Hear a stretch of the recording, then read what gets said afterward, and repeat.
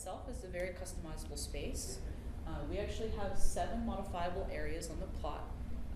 Each of these particular sections would have a sort of plug type. So you can see the sides, anything that feels very open, those 2 sections there, the middle, or the front, the middle, the back, and then 2 on the side. The Warplot also has 2 generators that are in the back.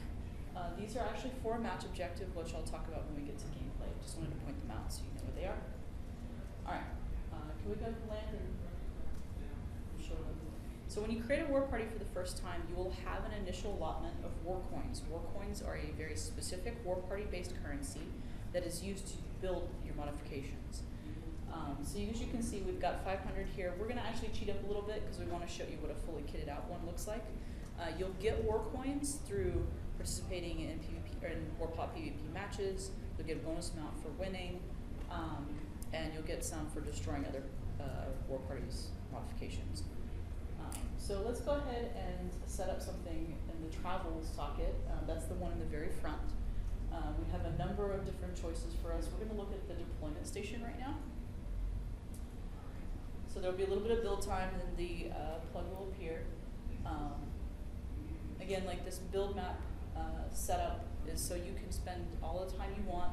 You can bring your team members in. You can strategize around what you have set up, and then you queue up for a match. So this is the deployment station.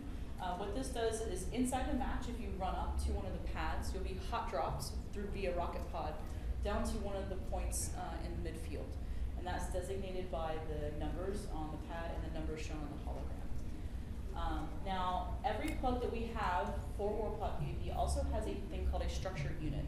This is the thing that you will need to target and attack in order to damage it.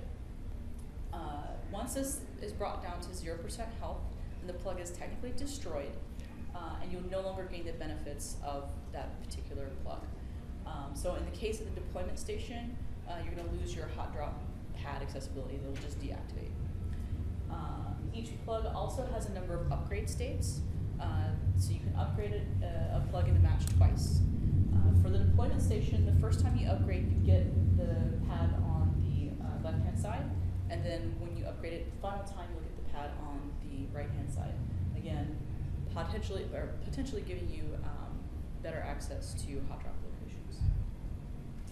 The damage that you take for the plug is persistent from match to match.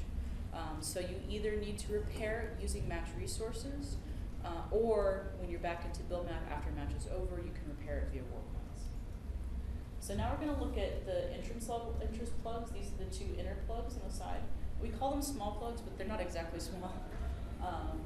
This is just for us to actually designate what these things do. So we're looking at building a military research center, and what's the other one? Silo. So we're looking at a silo too. These types of plugs that are at the entrance offer several different things. Firstly, they're a sort of barrier of entry for the enemy team. So they might have different structure elements within the plug itself to funnel players.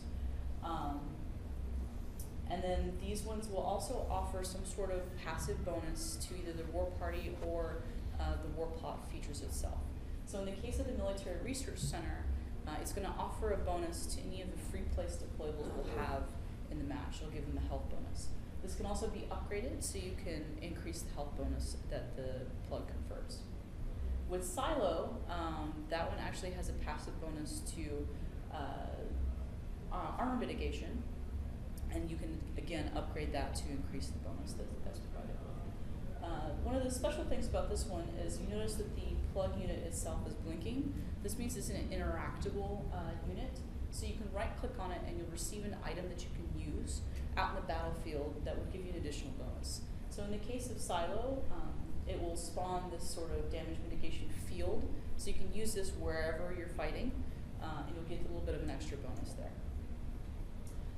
As I was talking about with plug defenses, some of these things have different kinds of defenses. In the case of Silo, this has an energy grid on it, so the enemies are coming through this way because you'll see the doors right behind there, the ramp.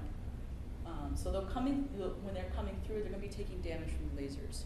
Again, you'd have to destroy it in order for the laser beams to go away. So if you're the enemy and you want to get through, you're going to have to eat it the first time, destroy it for anybody else who's coming through. Some other plug defenses that we have for Military Research Center, you'll notice that this has guards.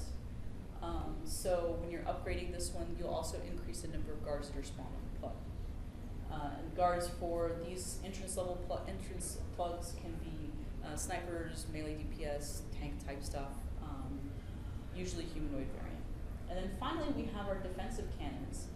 These are our player controlled stationary vehicles. And this will allow you some additional defensive options for that particular plug. All right, I think this about covers that one. So let's go ahead and look at some of the larger plugs. Now the large plugs that we have, these are the ones that are on the outside. They come in two different types. First there's a hazard plug, and then there's a guard type plug. So let's go ahead and use a guard plug. Let me talk about that a little bit. So the guard plugs can either be pushed offensively or defensively based on the variant that we've chosen. Which one did you grab, the skill one? Yes. Okay. So for the reinforced and secure versions, what this means is that a guard plug will actually spawn guards for the side of the warplot that it's on. So if you get a reinforced or secure version, you're going to spawn more of those guards for that side. If you go for an offensive version, the skilled or the expert, what this will do is it will spawn more mobile guards. Those guards will be spawning at the front of the warplot, and they will move to the enemy base. And they can actually help you capture some match objectives. So these in particular are a BattleBot setup. These are kind of a melee focused particular guard. Let's go ahead and look at the hazard type, and we'll talk about that real quick.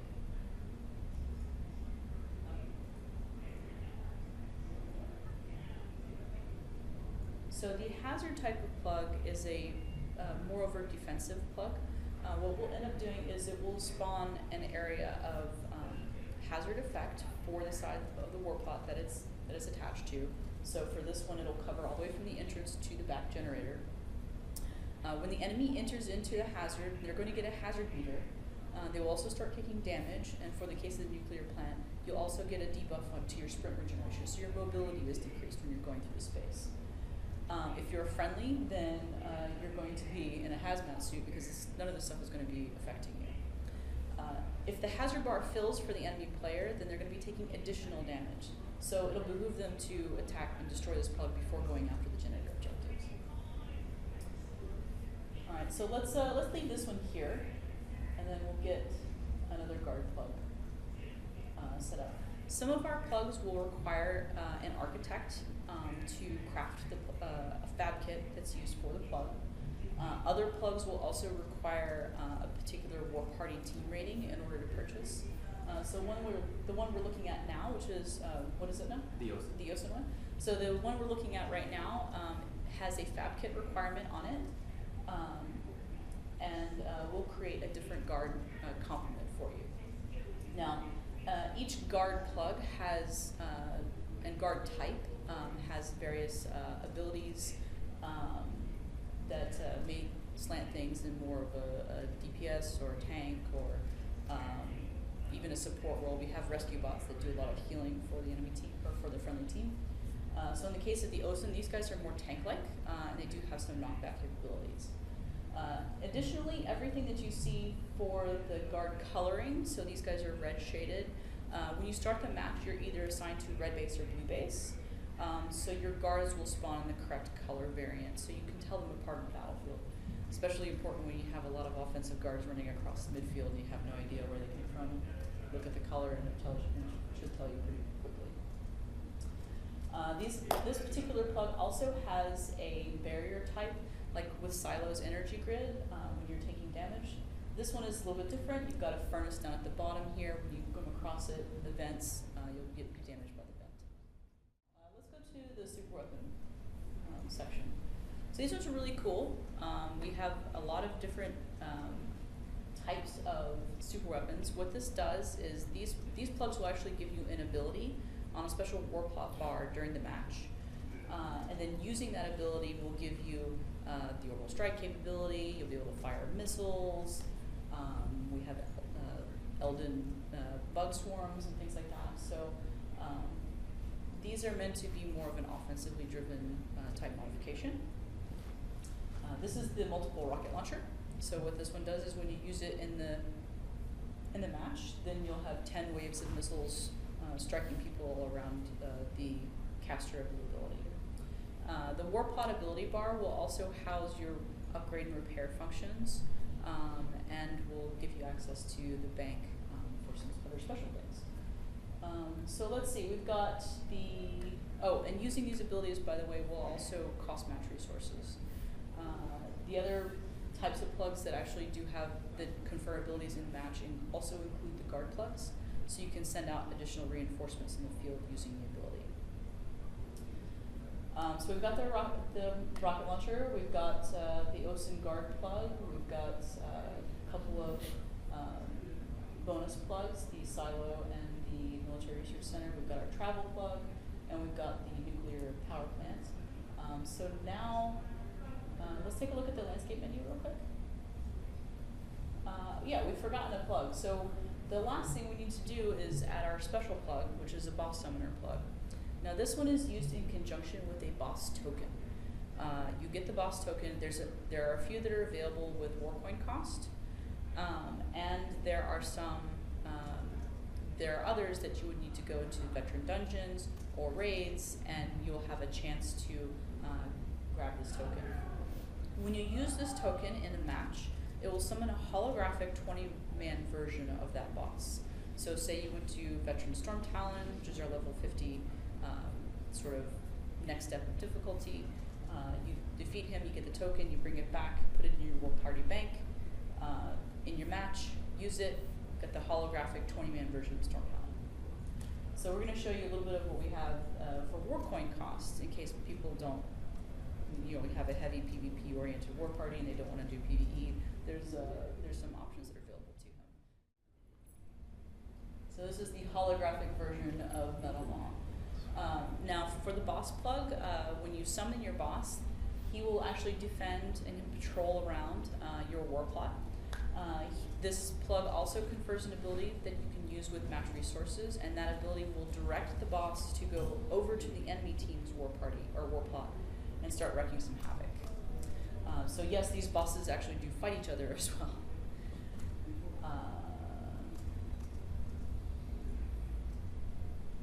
And we have one more thing to do.